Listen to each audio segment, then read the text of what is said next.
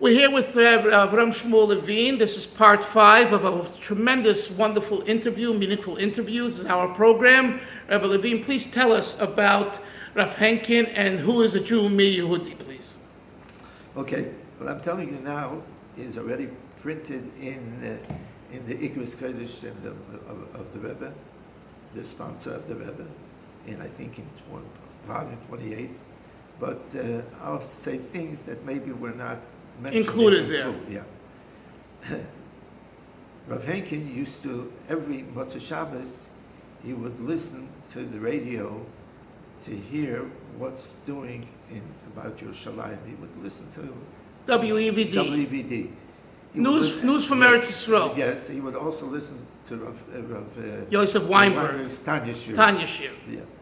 Saturday nights. Yeah. And then came the Who's a Jew issue, where the Rebbe condemned it from every Shabbos. He would speak against it from 1970, from Purim 1970. You said Purim? From Purim 1970, he would not leave out one public gathering that he would not mention about the terrible decree.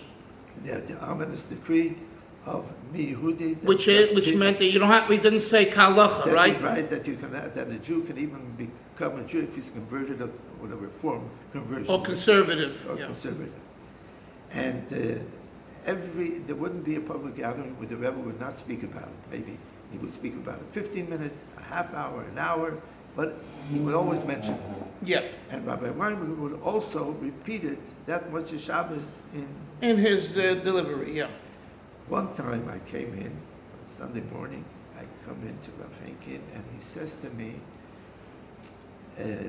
listen, I don't think the Rebbe is right in demanding the Mafdal. At that time, the Rebbe demanded the Mafdal, which was the National Religious Party, which is part of the coalition, of the Golden America coalition, to go out of the government.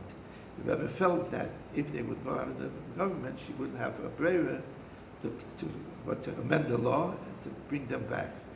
And by them not going out is like sort of sustaining the right, conceding to them. Yeah. So the Rebbe always would.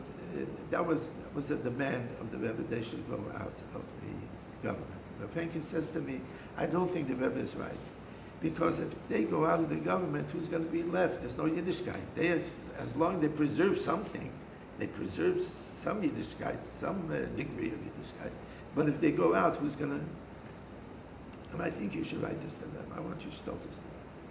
Now, at the first glance, I said to myself, what am I going to bother the Rebbe with a thing like this?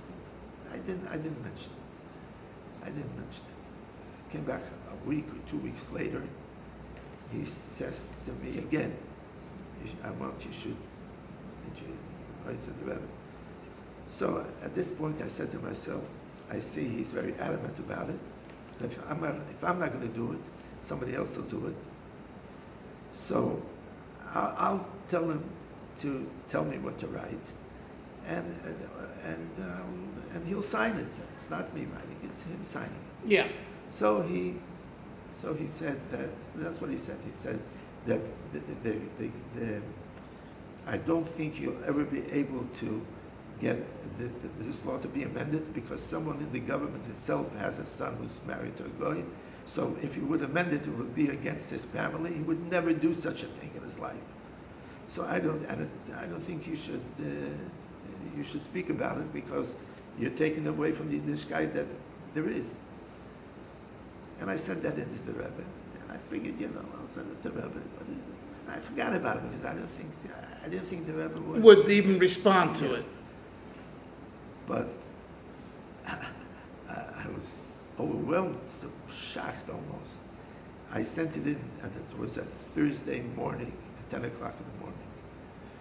And at 1 o'clock or 12 o'clock, I called up Rabbi Yoma Klein, the secretary, about something else. And he says, where are you? I'm looking for you for 2 hours already. Because what you sent in, the Rebbe immediately sent out a letter, an answer.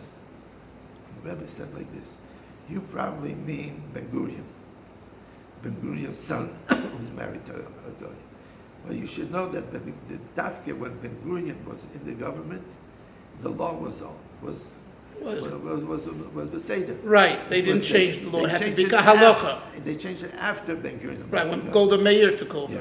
And the reason that I want they should stay there is because that they should leave is because by them staying there, they're sustaining them. Yes, So immediately, that was the answer. that was the answer. Now, Friday, I did not go into, I did not learn it on Friday. Right, So that means I would have to give him the answer Sunday.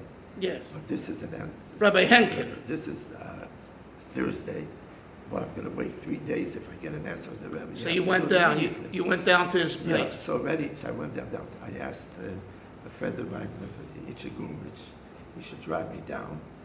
And we went into his house. It was 7 o'clock in the evening. Thursday night. Yeah, Thursday night. And I gave it to him. And I told him the answer. And he said, no, he didn't mean him. He didn't mean Ben-Gurion. And so I said, who do you mean? So he sort of like He was reluctant to was tell like- you. He said because he felt he didn't want somebody else. He knew somebody else was in the room. So I asked Isha to go out. Right, it should have to And leave he the says room. to me, so I said, who do you mean? Eben? I asked. He said, yes, I mean Eben. So, okay, good. So I go back to 770. And I write into the Rebbe on Sunday. I wrote into the Rebbe. I gave over the answer, and he said, it's Eben. So the Rebbe answers me a whole thing. It's printed in the thing. The answer is to you? Yes, that one should tell to the Rebbe. Uh-huh. The answer to Rabbi Henkin. Right, So- but it's addressed to your name? Yes, because I gave him to. Okay, just want to know. Okay, so he says, so the Rebbe says, Eben is Jewish. His wife is the sister-in-law, is the sister of the Chaim Herzog's wife. Is the sister-in-law of the Kala of Rav Herzog. And the whole thing, six points where the Rebbe says why he once again why you have to amend the law. And what he's saying is that Abba Eben would support it? Is that what he's implying? Yes. It's not him. It's not him at all. And so I told it to him, and he said, but the Rebbe mentioned the Rabbanim, their own Rabbanim pass a Ravuntaman, and the passing that they have to go out. So I told this to Rabbi Henkin, and Rabbi Henkin said, but they didn't say a date. They didn't say a date when they have to go out. So I sent this back to the Rebbe, and here the Rebbe wrote a very sharp, few lines, but it was very sharp. To Rav Henkin. To Rav Henkin. And he says, so Rabbi Henkin said that since they didn't write a date, so it's a political issue. So the Rebbe answered a very sharp answer. He said, Noisef al stam kazeh kegoin zeh shloshim yoim b'derech klal, when you say make an edit or whatever. It's 30 days, right, according to Noisef Jewish al- law. No, when you don't mention something. Right. It's 30 days. So Noisef was that to say on a psak din of a rov that it's a political issue, זה חילוק כובד רבונו שלא הויסו כמוהו, והרי גם על פסק דין של רב הנקין יוריקן. They could say the same thing about your rulings. Right. That was the end of that correspondence. Ever since then, Reb Henkin, when I told this to Reb Henkin, it was,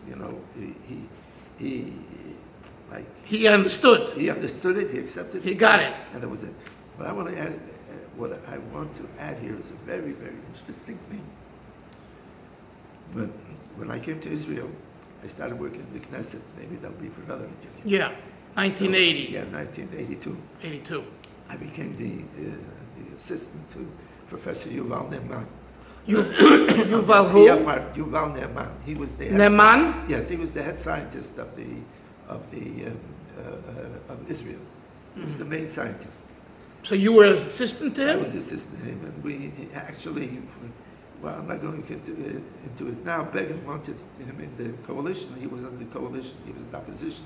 Uh-huh. So Begin wanted him in the coalition, and Yuval Neman had demands And when one of those demands was that he should be head of the Yashkut committee, which authorizes to erect settlements in Yudav Shamron, and he agreed to that. So he became a minister. Now, a minister, a Chaver Knesset, Stam a Chaver Knesset, not a minister, a member of the Knesset. There's each one has a closet where he puts his stuff. When he comes in, he takes off his jacket, his coat, Yeah. A locker. A locker. There were lockers. There's a locker room. In the Knesset. Yeah, the locker room. And each Chaver Knesset has Yuval Neman's locker room. The locker was adjacent, was right samud to Eben. Uh-huh. Okay. When he became minister, he doesn't need this locker. He has a whole room for himself. Right. So I took over the locker. Okay. So I would be meeting Eben almost every day as he's changing this stuff. So one time I decided I'll tell him this story. And I said to him, I told him this whole story, what happened. And he heard, what? Susie, that's his wife's name. Susie is a goy. Susie's what? Is a goy. Susie, a goy. She's blonde, maybe because she's from Switzerland, maybe, but like he was shocked to say that to think that somebody would suspect his wife of being non-Jewish. That was interesting. But the Rebbe said that she is Jewish. But it's sort of like implied. No, yes. But you mean Rav Henkin thought? Yeah. So he was like wondering that well, how somebody could even think so. because she's blonde. Yeah, of course. By the way, since you mentioned Bekitzer, briefly, how did you get that position? Briefly. Briefly? Yes. Okay. You came into this country, you were working Fakultas Rabbonim. How'd you get into the politics, into the Knesset? Okay, look. Through Galitsky? No, not at all. When I worked on this Rabbonim, I was also the last years that I worked from 79, I think it was 79, 78. I was also a correspondent for the Jewish press. A correspondent? In the United Nations. Uh-huh. Yeah. So, and I would write also about Israel, about all kinds of stuff. In English or in English? When the Hatchiyah party was formed. Which one? Hatchiyah. They were against Camp David. Okay. Very much against Camp David. Okay. And they left the coalition. Gula Kol was in the party. Gula Kol. Right. And they left the coalition because of Camp David. Okay. So we had identical views. Yuval Neman was the head of the party. And one time he came to raise funds in America. So I got a call from an acquaintance of mine, Yuval Neman. He says, you have an opportunity now to interview him. Yuval Neman. He's a personality. Prominent professor. Yeah. And all that. So I went down, we met, and I made an interview. And at that time was the issue of AWACS. So the United States was ready to send two AWACS, those reconnaissance planes, very spy planes, very sophisticated planes, right, to Saudi Arabia, which is, and Israel was against it. This would be a big threat. Right. Now, Yuval was also head of military intelligence in the 1967 war. Ghana, maybe he was his deputy. I mean, he's the, okay, that's nice for himself. So I interviewed him and I said, what do you think about the AWACS? So he says, something, if you speak from a security point of view, that they're ready to give up Yamit, Sinai, to the Egyptians, is like giving the Egyptians 2,000 AWACS. Wow. Now, I got that, You got that from him? So, the following week. You wrote it up in the Jewish press? The following week, there's a big headline in the Jewish press. Return of Yamit equals 2,000. That was Kiddush Levon Aces, like the Jewish press could do. Yeah. Okay. Then, like 2 weeks later, a couple of weeks later, I came to Israel. You moved to Eretz Yisrael. And I went to the Knesset to show and show Yuval Neman The article. the article. So he was very impressed, and he says, "Listen, I need a foreign press spokesman. Huh. Maybe you want." That's I got a job. Wow. Okay, that's briefly. Okay, that's beautiful. Hold on a second now. Okay.